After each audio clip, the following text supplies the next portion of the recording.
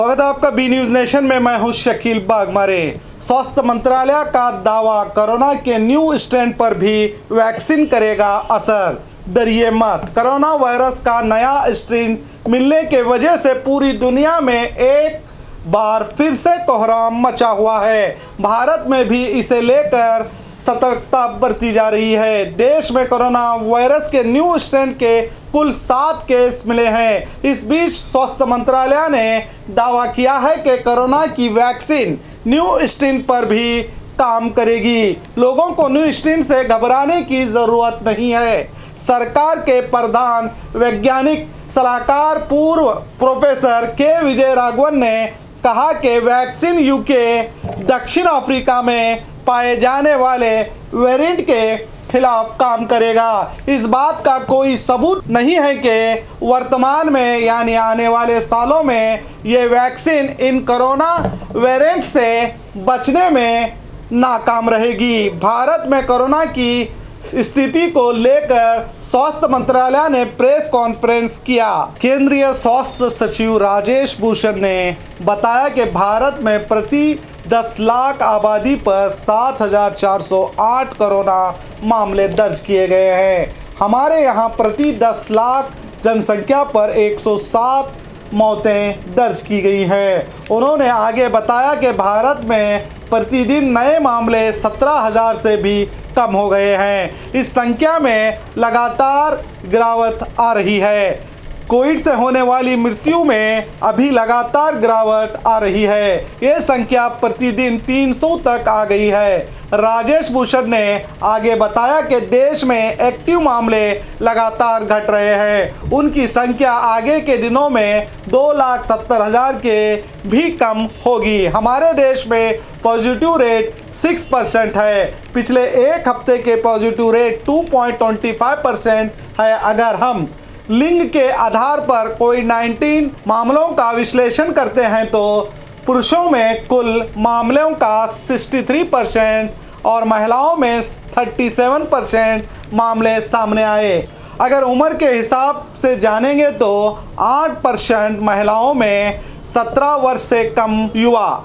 हमारे देश में पॉजिटिव रेट 6% है। पिछले एक हफ्ते के पॉजिटिव रेट 2.25% है। अगर हम लिंग के आधार पर कोविड-19 मामलों का विश्लेषण करते हैं तो पुरुषों में कुल मामलों को 63%, महिलाओं में 37% मामले सामने आए हैं। अगर उम्र के हिसाब से बात करेंगे तो 8% मामलों में 17 वर्ष से कम युवा और 18 से 25 वर्ष युवा वर्ग में 13% और 26 से 44 वर्ष के लोगों में 39% और 45 से 60 वर्ष में 26% और 60 वर्ष से ऊपर 14% के रिपोर्ट की गई है। यूके में मिले कोरोना के न्यू स्ट्रेन मिलने को लेकर उन्होंने बताया कि यूके वेरिएंट की खबर आने से पहले हमने लैब्स में लगभग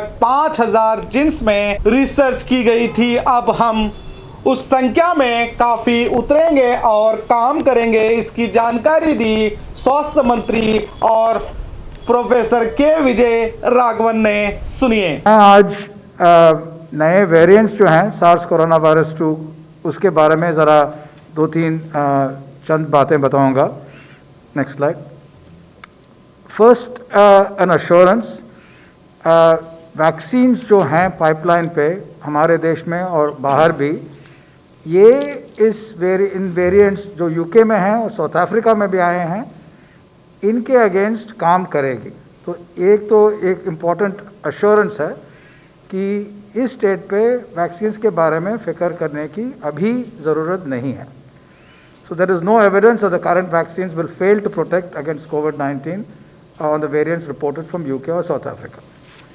वैक्सीन्स क्या करते हैं, ज़्यादातर स्पाइक प्रोटीन जो है, जो वायरस के ऊपर है, उसके बारे में और बताऊंगा, उसको टारगेट करते हैं और उस स्पाइक प्रोटीन में ये वेरिएंट्स में चेंजेस हैं। तो इसको लेके लोग कहते हैं कि कुछ कंसर्न्स हैं कि क्या वैक्सीन्स इसके अगेंस्ट काम करेगी। लेकिन वैक्सीन्स क्या करते हैं, हमारे इम्यून सिस्टम को एक बड़े वाइड रेंज प्रोटेक्टिव एंटीबॉडीज़ तैयार करते हैं। तो इन चेंजेस से वो पूरा रेपर्टवार जो है प्रोटेक्टिव एंटीबॉडीज़ का वो काफ़ी है इनके खिलाफ काम करने के लिए।